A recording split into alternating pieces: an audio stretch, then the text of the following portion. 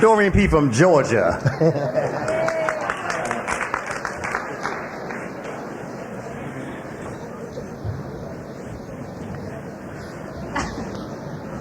Damn, the lights up here hot. My name is Dorine. I'm a very grateful recovering addict. And it's truly good to be here.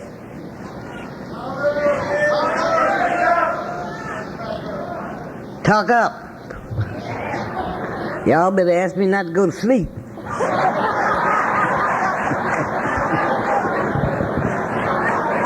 Because it's way past the mother's bedtime. At home, it's about 12 o'clock now. So, I said, Lord have mercy. I know them children ain't got me talking again at night. No telling what's going to come out of my mouth. But it's going to be all right. Oh, Lord, I don't even know which way to start now. I'm about to go to sleep sitting up there. You know, and one thing about this thing, you go through all the readings, which is good, but when you get main speakers from now on, get somebody a little younger, you know, that knows that like the nightlife, can stay up and raise a little hell. Because when you get to my age, baby, you know, 9 o'clock is it for me. The mother just can't do it no more, and I don't try to do it no more. Okay, enough of that shit.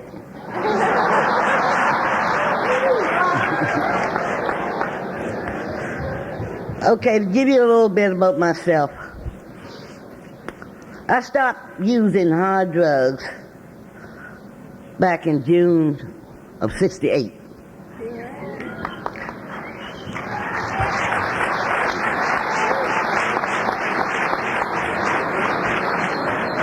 That's when they had them riots in Washington, D.C.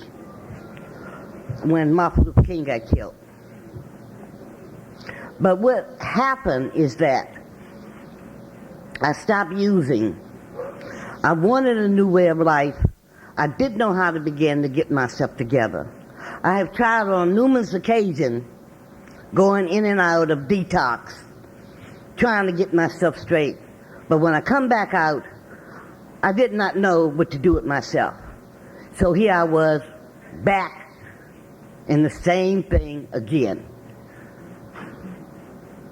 And it says it in our readings that alcohol is one of the oldest known drugs. And a lot of people think that if I drink a little something, you know, I'll be all right. I'm not going to take no drugs. But I'm here to tell you, if you're drinking, it will take you back to the drug of your choice. Because I did not like alcohol. I didn't like the way it smelled. I didn't like the way it tasted. And I damn sure didn't like the way it burned going down. But I was the type of person that I just didn't want to feel nothing. Nothing. I didn't want to deal with nothing. So I would stop using. I stopped using in '68 and I started drinking. And then things began to happen to me, like waking up in a blackout, not knowing where I've been, who I've been with, leaving the car way over in Maryland. I live in D.C. I don't know how in the hell I got home.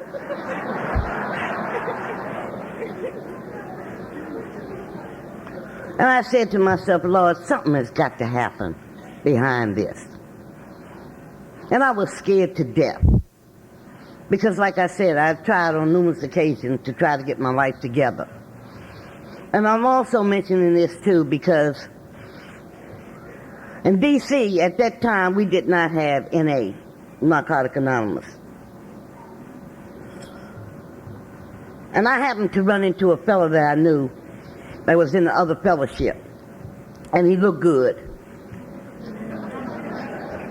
And you know how we are when we see a person. I seen Joe Blow. He sure looked bad pushing that grocery cart with all them bottles and things in it. You know how we ready to talk about people doing bad when we out there. But this guy had cleaned himself up and he was looking good. And I began to talk to him and ask him, you know, like, what was he doing, and you know. And by the way, this time I had got myself a job. I stopped using, got myself a job, and was staying in a halfway house and everything. And everybody, you know, was all right. I'd go out partying and drinking, like I said, and get drunk and everything. And there's still something was not right in my life. So he told me he was in the other fellowship. Now, I know y'all don't like you call no names. I don't give a damn because it's my goddamn story. But I thank God for that other fellowship of Narcotic Anonymous. I mean, of Alcoholic Anonymous. Because if it wasn't, I never would have reached Narcotic Anonymous.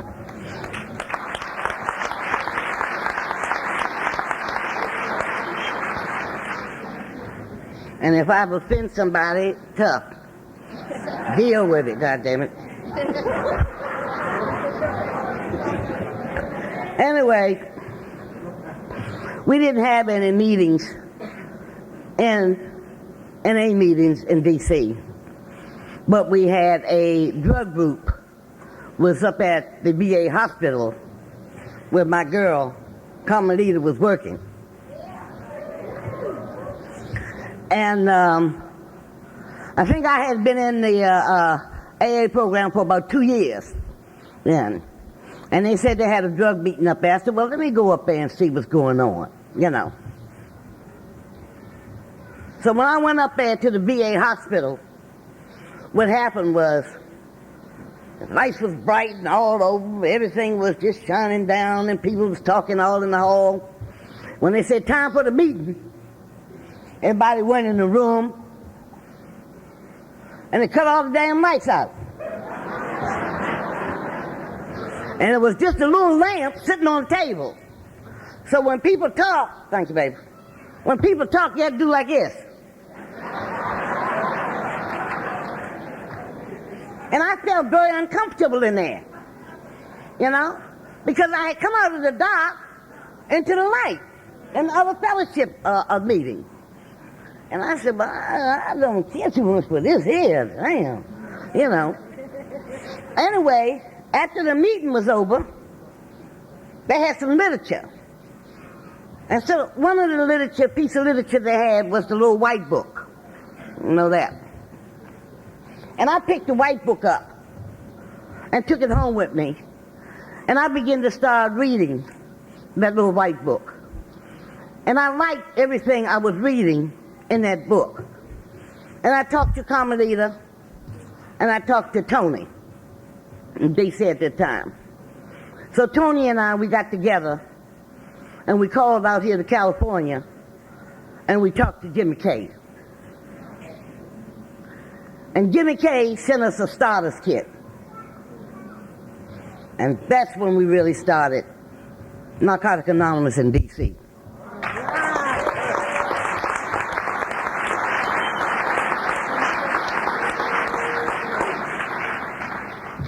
But of course, us being addicts, right? We like to talk a lot. When we got all the readings, everybody was saying, shit, do we have to read all this before we have a meeting? And I said, well, yeah, I think we're supposed to read all of this. We can't condense it none. I said, but we'll find out tomorrow. So I called Jimmy K, and Jimmy told me, he said, non-negotiable. Read exactly as they are. I said, well, that's the way it's got to be. We started out with 2 meetings, Narcotic Anonymous meetings in D.C. One was up at the VA hospital where Carmelita was, and I had one down the courthouse where I was.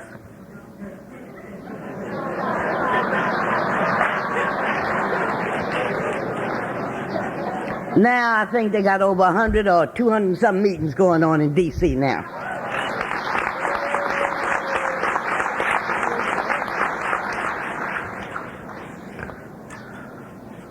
But I'm here to tell you that there is no growth without pain.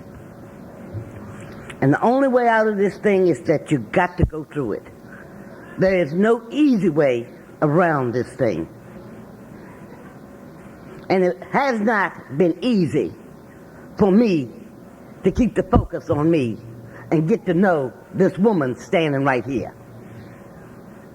But I thank God that I come along when I did in the early days. And it was just a few of us that used to sit down in the basement of a church and have meetings. And we used to, you thought it was an encounter group going on down there because we would light into one another's asses. But what happened at that group, we began to get to know one another. We began to love one another, you know. And we had our home group, whereas when things happen with you, you come and talk about it. We didn't have people jumping from one group to the other group to the other group to the other group. We had that home group and we would stay on each other's cases. Then we would come back and say, well, what happened to such and such a thing last week? And they would have to bring it front. And especially people like ourselves who are so secret. I don't want nobody in my business. And everybody knew my damn business. But yet I didn't want nobody coming to me about nothing. Because I had never dealt with anything. And when I got into this fellowship here, y'all told me I had to take a look at Dorine. I can't change nobody but myself. I had to begin to shut up, take the cotton out of my ears, stuff it in my mouth, and start listening. And that's what I began to do. This program saved my life. I've been here in this program now 27 years.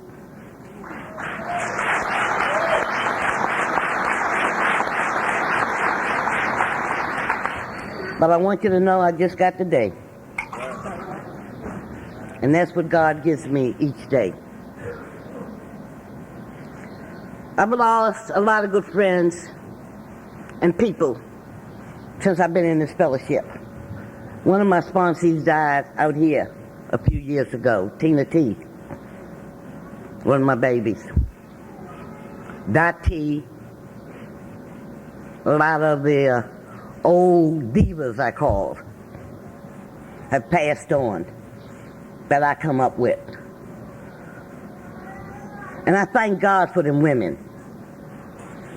And most of my sponsees now are my very best friends. Because we did not play with one another. And I damn sure didn't play. Because whatever I say to you, I got to tell myself too. I cannot tell you to do something that I can't do myself. Because I'm here to tell you, shit will come back on you. And that's how a lot of us get in trouble. We can't even be honest and truthful with ourselves. I come in here uneducated, unskilled, not knowing which way to turn. And I can truly say that I've been blessed.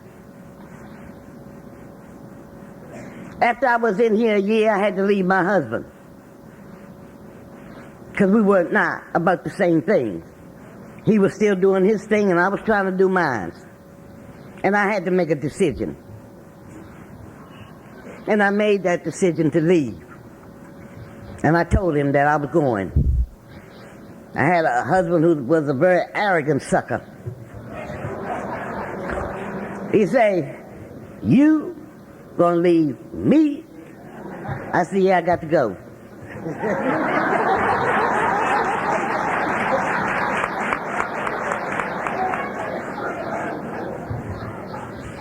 Fuck you, you black nappy-head bitch. Get the fuck on.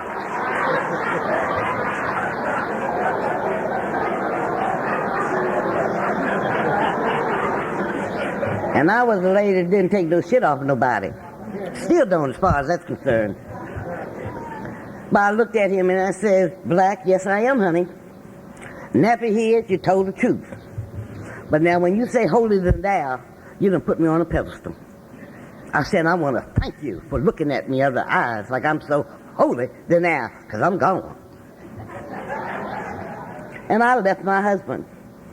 Him and I were separated for 5 years.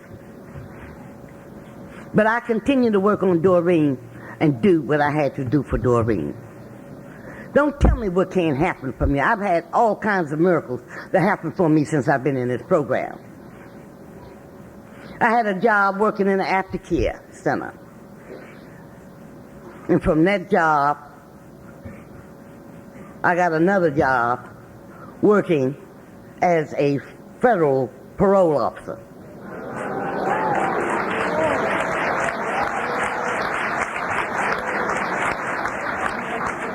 So don't tell me what can't happen if you can only trust the process of this program and just follow a little directions. I worked on that job for 20 years, 22 years. That's where I retired from. I was carrying a badge and shit in my pocket.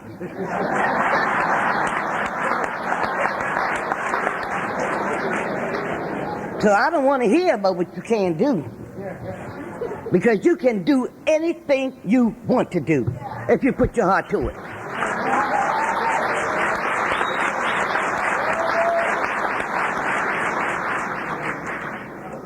And the only thing I'd like to say, like to you ladies, you know, there's some sick asses in here, all of us. If it wasn't, we wouldn't be in here. Give yourself a break. And give them in a break.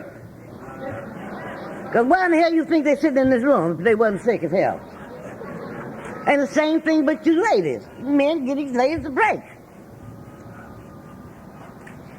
Because they wouldn't be sitting in this room if they wasn't sick as hell.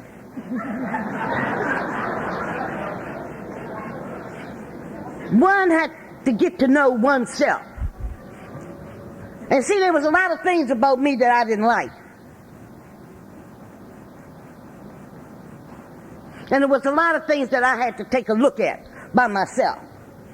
I told the girl, I said, me and my husband, we ain't slept together in about 10, 12 years, 15 years. Say, what? I said, no. I said, he has his bedroom and I had mine. He said, why? I said, because I snore like hell. He'd better get his other bedroom, because I would blow him clean out the room. These are some of the things that I had to accept about myself. I'm a real heavy breather. I always wanted to dance with a man real close. You know, you go rub, dub, dub, you know.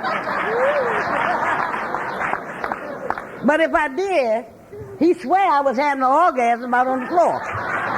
Because I would be breathing and humping and going on so bad.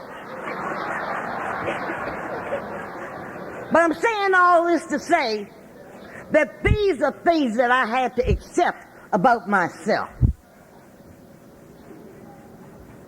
And when I begin to accept these things about myself, then I begin to feel better. I had to sit down and I had to talk to my husband. Baby, I got to get up and go to bed. I got to get up and go to work.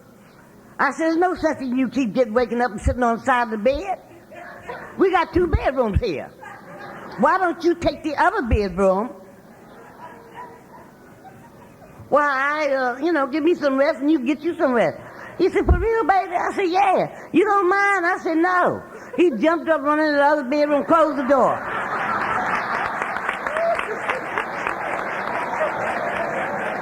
I said, damn, you didn't have to close the door, did you?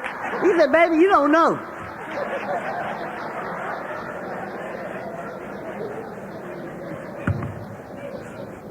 And like I've always wanted that luxury of laying in a man's arm. But I never will, unless I'm wide awake laying there, you know.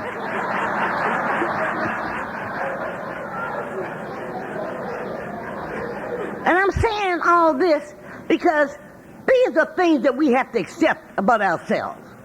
These are some of the things that keep us real sick. You know, things we can't do anything about because we want to be seen as You know what I'm talking about. Yeah, every damn body in here know what I'm talking about. That's why they laugh. So if I can talk about them, about myself, you can do the same thing. Nobody's no better than nobody else.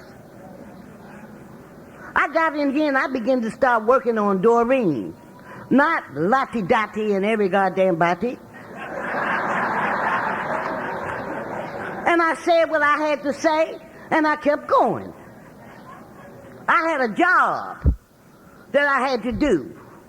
And a lot of my people came through the courthouse there and wanted to be all right. And I would sit there and I would talk to them. And they would try to get by. I said, did you read your parole stipulations? He said, yeah. I said, well, what is about it that you don't understand? Because I like my job.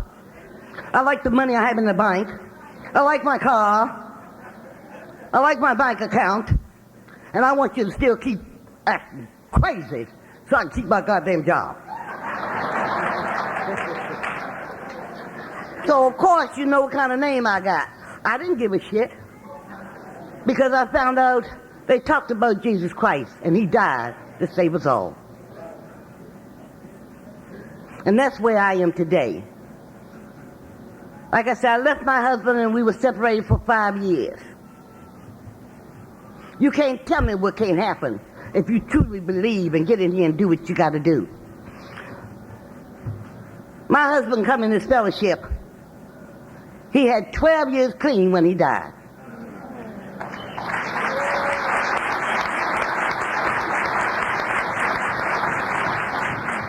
We got back together. He had his program, and I had my program. He had his friends in the fellowship, and I had my friends in the fellowship. And when we come together at home, we was all right. My husband died at home. I prayed and asked God, Lord, don't let me be home by myself when this man passed. And so God had it that I was home by myself when my husband passed. But it was the most beautiful thing I had ever witnessed and been through with in my life. My husband come in, and during his sickness, they gave him a year to live. He lived 5 years. And I never knew what a wholesome relationship was until God showed me what a wholesome relationship was in that last 5 years. And it was not in the bed. Because my husband had a heart attack where his heart blew up on him. They give him a year to live. And in that 5 years, I got to know the man that I was married to. And it was not in the bed. We could sit there and talk to one another about world events, television, people coming to visit, have dinner across the table laughing and going on. Just getting acquainted. Finding out what a wholesome relationship was. And it wasn't in the bed. Because we used to couldn't sit in the room 2 minutes with each other. Somebody had to make the escape. Somebody had to go. But we had friends to come to visit us often. Loved to come to us and sit down and talk. My husband went in the bathroom one evening, and I was sitting out reading the paper, and he come out of the bathroom, and he looked at me.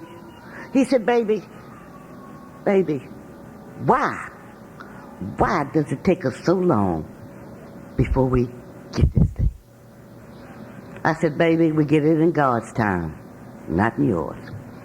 He said, but I feel so. I said, feel it. Don't mess with it. Tears come up in his eyes.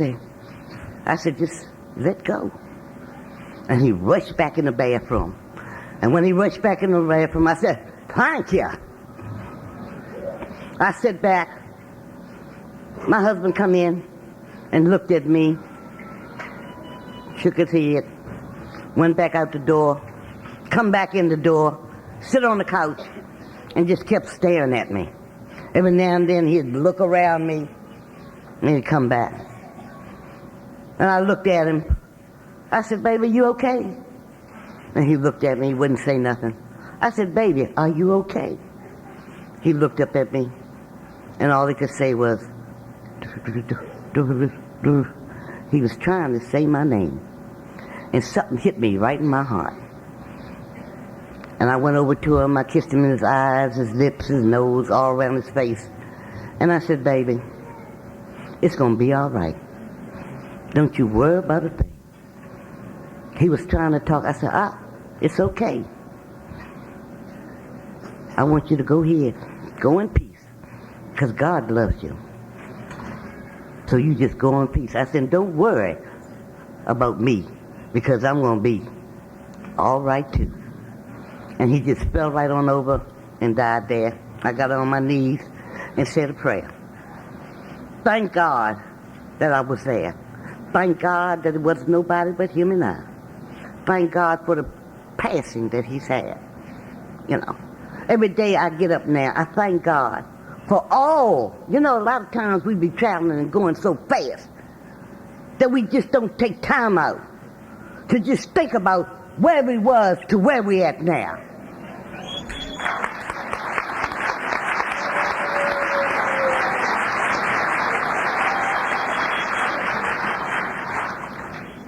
Every time I talk, you never hear me talk about step 1, step 2, step 3, and all that. Because if you listen to me, you'll hear the steps.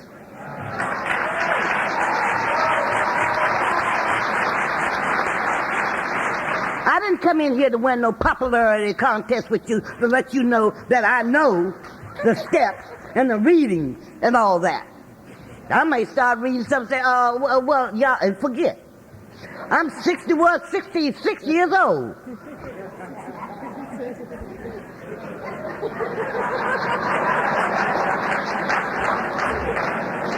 And there's one I ain't gonna sleep on y'all's ass yet. But you know, I love you kids. And this program is not hard to get. And some of the things that you're gonna have to go through, it may be painful. But I'm here to tell you that it's all right. And if it ain't all right, it's going to be all right.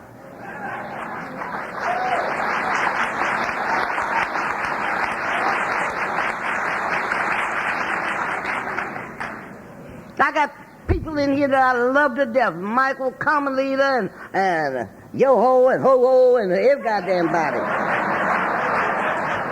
And they all tell you that the mother definitely do not play. I try to give up as much as I can, when I can. Since I've been in this program, I've lost my husband, my mother, my father, and my grandson, 13 years old. But the mother is still standing.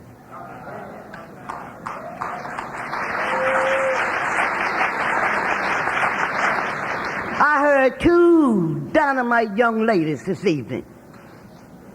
And if y'all can get their tapes, because these young ladies really gave it up.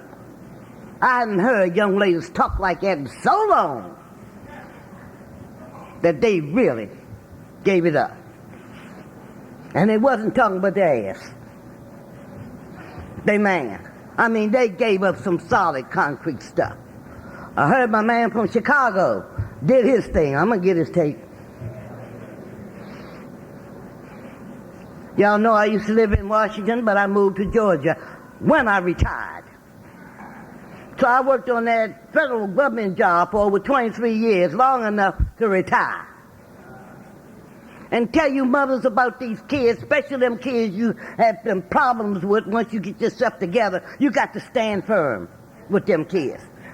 They're going to come after you, and you're going to need this goddamn fellowship. They help you to guide you along. Because they done been through some changes too. So you got to learn how to stand firm and do what you got to do as far as they're concerned. When I got ready to retire, my son said, look, Mama, Papa's dead, your husband dead, Pa's dead, you ain't got nothing to hold you up. I said, I got sisters and brothers up here. He said, your family is down here in Georgia.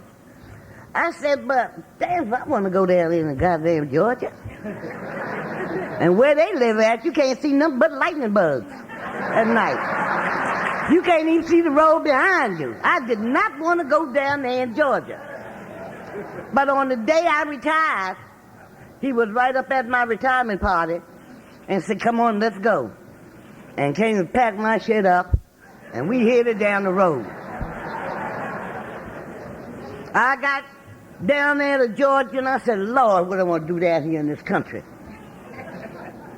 But I want to tell you, God gives you what you need when you need it.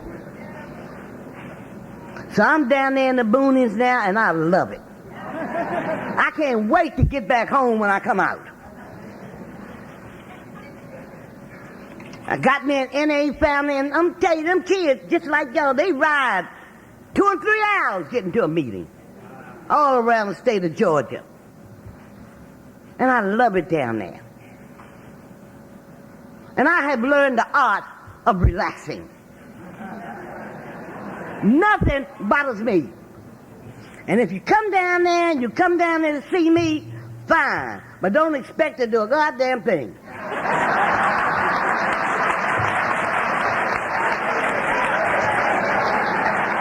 Because all I do is lay back and relax. I got a few meetings. We got a few meetings going on in that little town that I'm in. And that's it. Them kids will send for me all up down the road down there, and I'll go with them as long as they come pick me up. But I'm here to say for the newcomer, hang in here, you kids. You know, this is the best place in the world to be when you're going through something. Because people are going to get on your ass. They're going to say what they got to say to you, and you may not like it. But believe me, they love you. And you're not going to get this anywhere else but in here. I couldn't get this from mama, daddy, man. No, only way I got this is I got it in these rooms.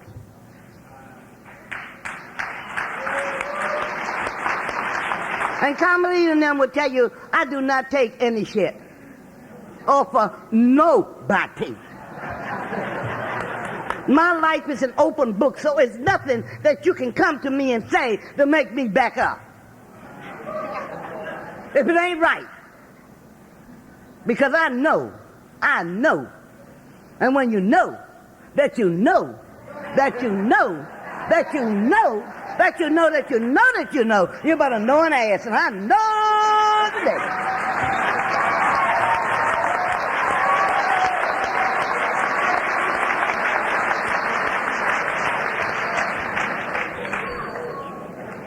So I got to get from underneath these hot damn mice, you know. But I want y'all to know to hang in here. This is your life for the first time in your life. I always say, God, don't move my mountains. Don't take away my stumbling blocks.